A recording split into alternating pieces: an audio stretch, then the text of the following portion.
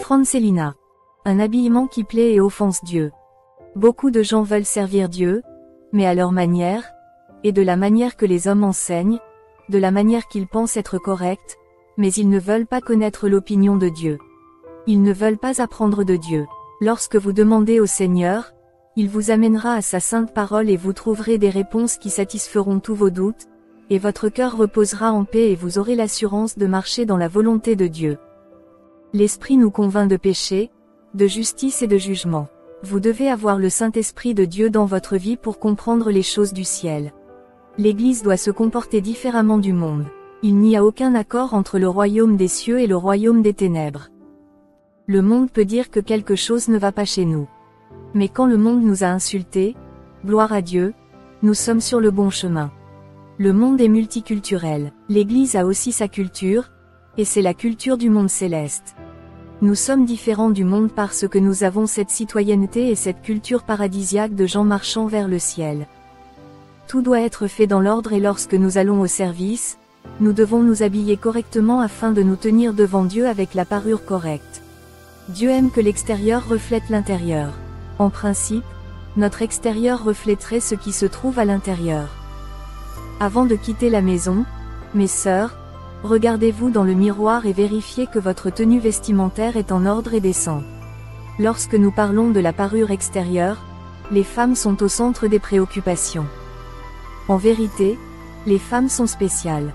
Dieu a créé les femmes avec des particularités. Les femmes ont de la grâce. Elle comprend le style de vie et les manières des femmes de Dieu. Les femmes ont du charme, nous sommes la grâce. Les femmes ont des capacités et des caractéristiques naturelles données par Dieu.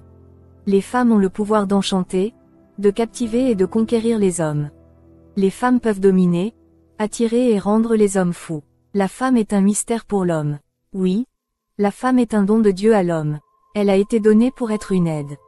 Mais toutes les qualités et tous les pouvoirs des femmes sont pour nous par rapport à nos maris, pas pour les étrangers. Nous devons utiliser notre grâce ou notre charme uniquement pour nos maris et ne pas déranger l'imagination des autres hommes. Je parle de votre part et de votre responsabilité en vous donnant du respect et de la compréhension. Les femmes sont également plus fragiles. Nous pouvons nous dépasser dans de nombreux domaines, mais nous sommes fragiles. Bon, notons simplement que la femme a déjà ses attraits naturels.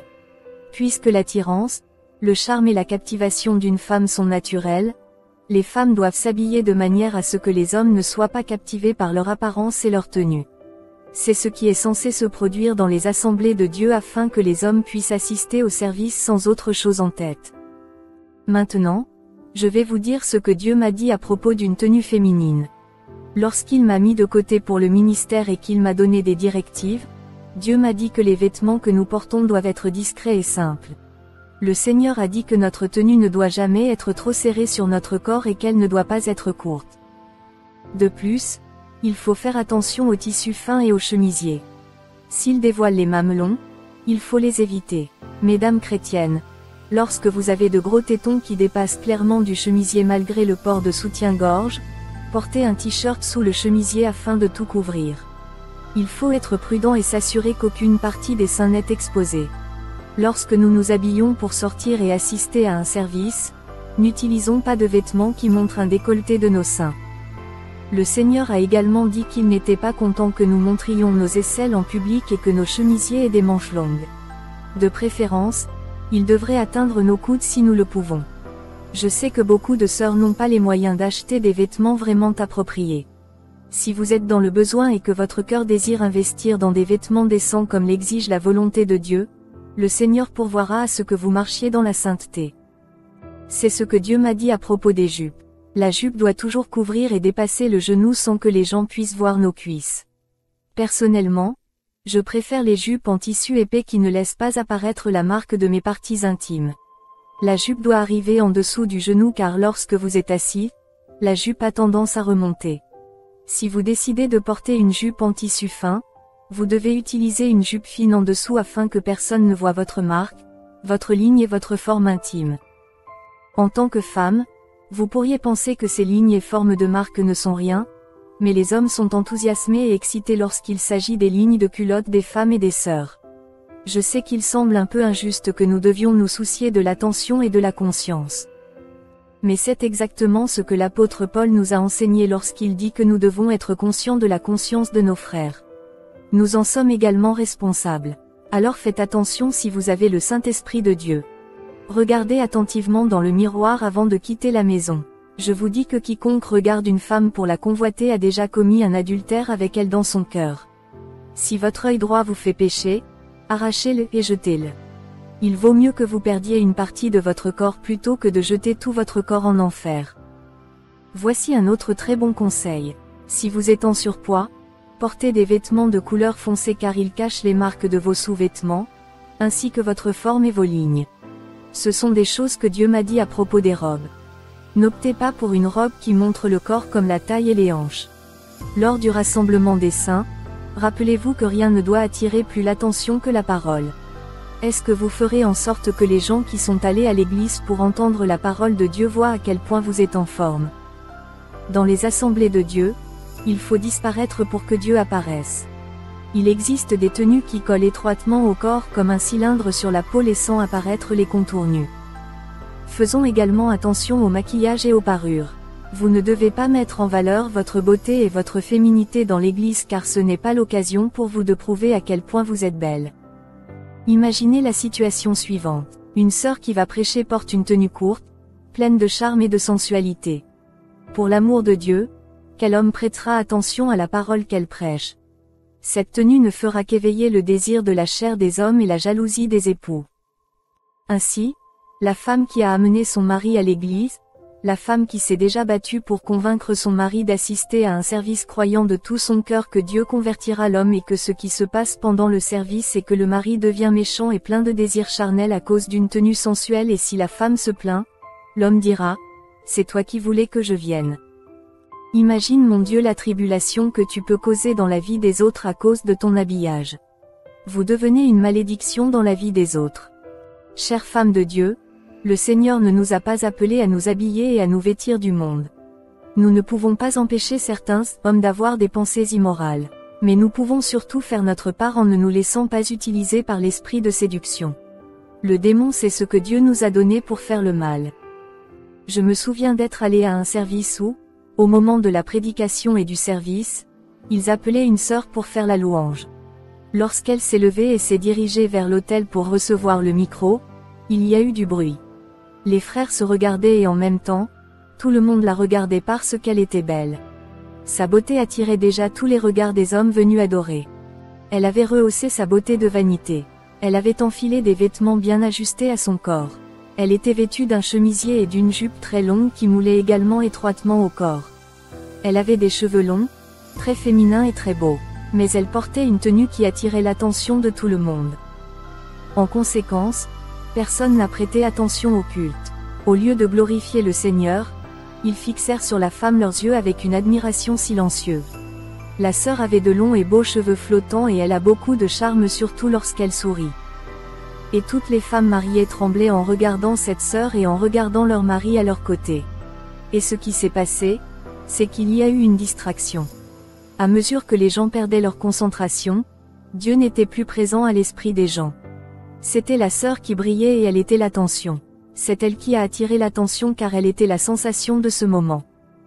L'esprit qui régnait dans l'église ce jour-là était mauvais. Nous veillons à être plus discrets lorsque nous allons à la maison de Dieu, car Dieu est celui qui obtient toute la gloire.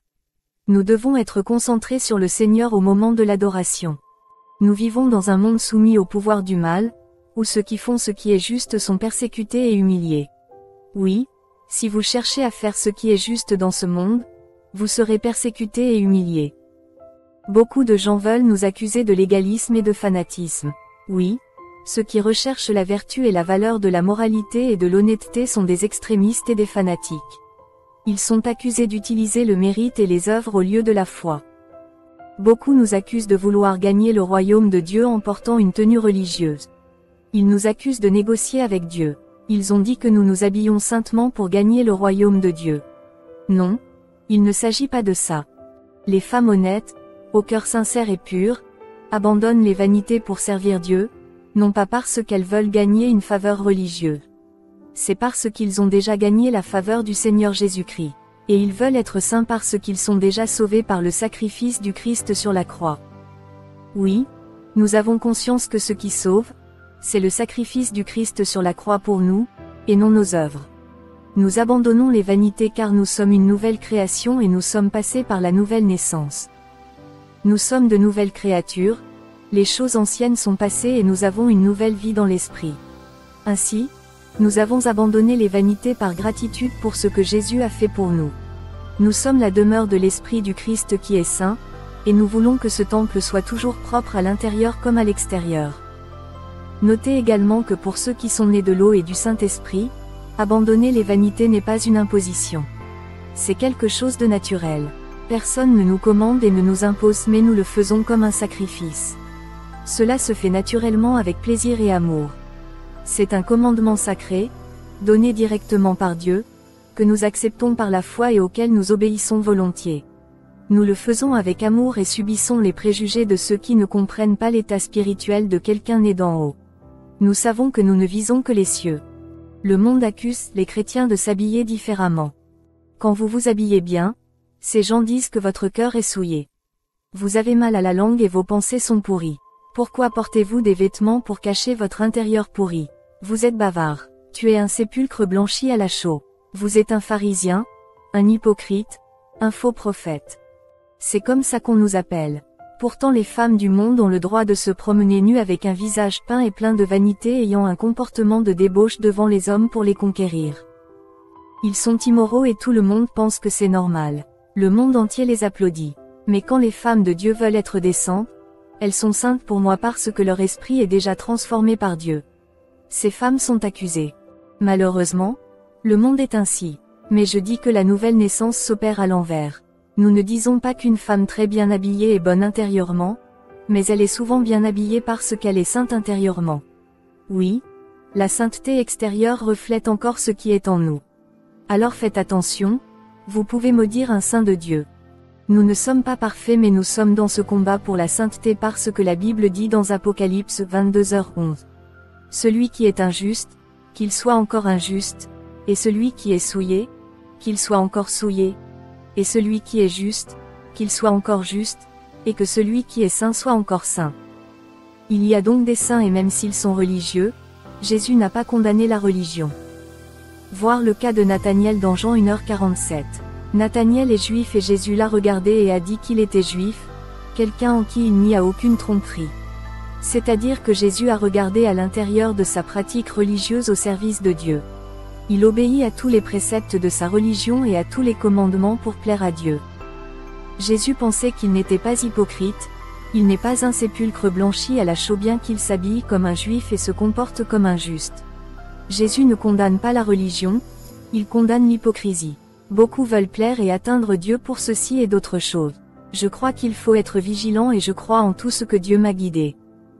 1 Pierre 1h16-19 parce qu'il est écrit, « Soyez saints, car je suis saint. » 17 Et si vous invoquez le Père, qui juge sans respect pour les personnes selon l'œuvre de chacun, passez le temps de votre séjour ici dans la crainte.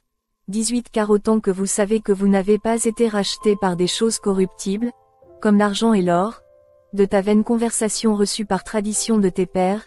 19 Mais avec le sang précieux de Christ, comme celui d'un agneau sans défaut et sans tache.